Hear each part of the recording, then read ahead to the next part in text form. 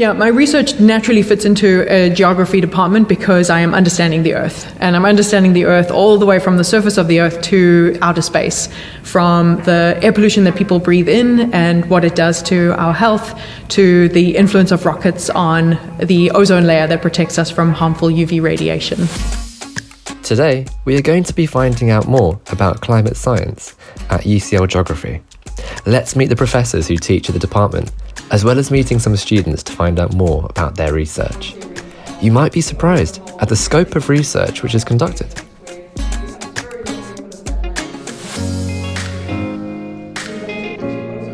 So today you're going to be learning about these organisms that live in the ocean called foraminifera.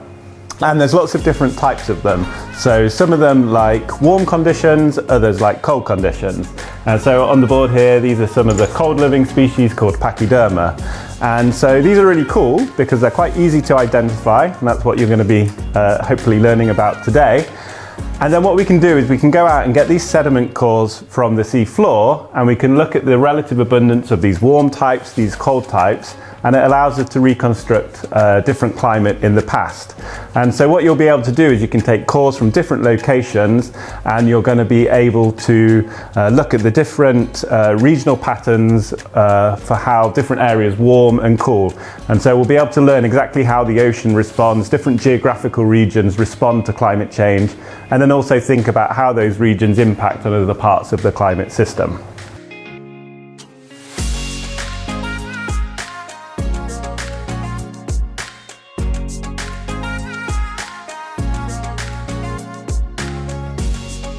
Hi everyone, my name's Ashley and I am an MSc student on the climate change programme at UCL. So today we're in the microscope room and we are looking at foraminifera, and we're discovering whether or not there's a high abundance or a low abundance of them, and from that we can infer a little bit more about past climates, and this will help us in the future and understand how our planet might behave going forward.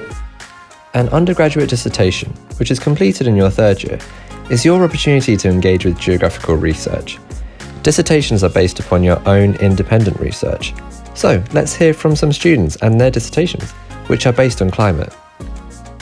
Hi, my name is Janelle Williams and I'm a Masters of Science Climate Change student here at UCL. It's an interesting question. My research passion has changed over the years. Now I'm curious about the hydrological cycle, specifically how water moves through the Earth system. We think about climate change, one of the first things you consider is water scarcity. So I'm interested in using stable isotopes to look at how water is moving through the system and looking at how that might change seasonally and hopefully in the future the decadal change. Sorry, I've got a massive beam on my face because I did my dissertation on water scarcity. So yeah, I figured look at it.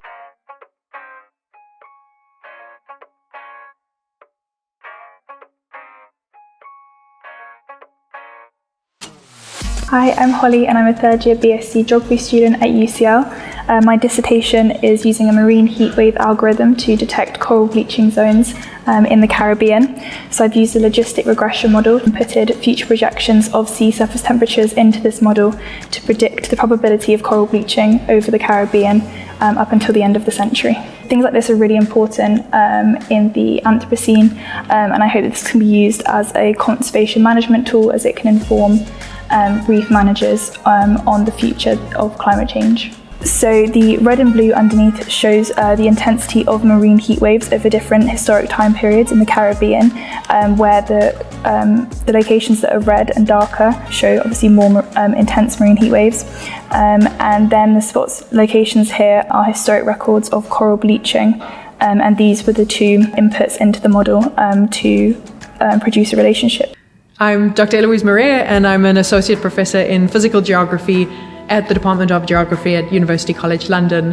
and I focus on understanding the impact of air pollution on health and on the environment more generally. Yeah, my background is actually in chemistry. So I got an undergraduate and a master's in chemistry, but then I pivoted towards a career that could help me apply my chemistry to understand the Earth better. So I use my chemistry knowledge and my computer programming knowledge to understand how we're influencing the environment and what impact that is then having on us.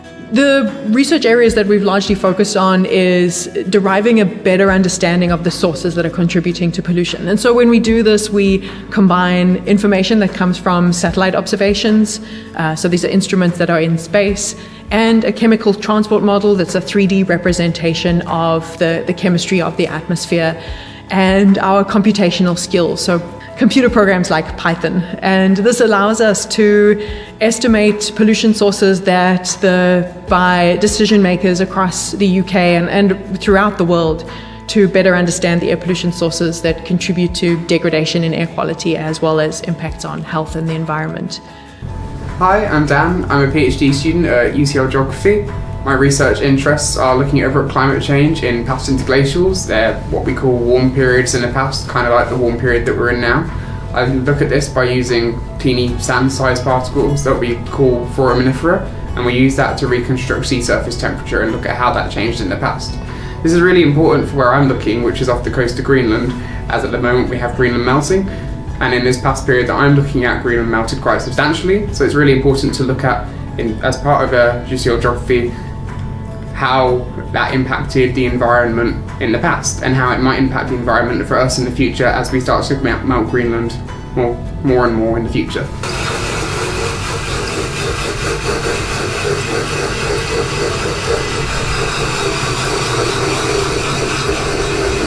So you can see they're scattered reasonably well across the north. You don't have to be a geographer to study climate at UCL Geography. You can have a chemistry background, just like Dr. Eloise Maria, or be a physicist or a biologist.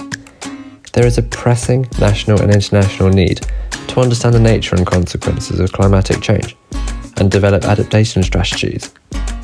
Studying at UCL Geography will give you the ideal foundation for PhD research or employment with a wide range of private industries, NGOs, government agencies, and environmental consultancies.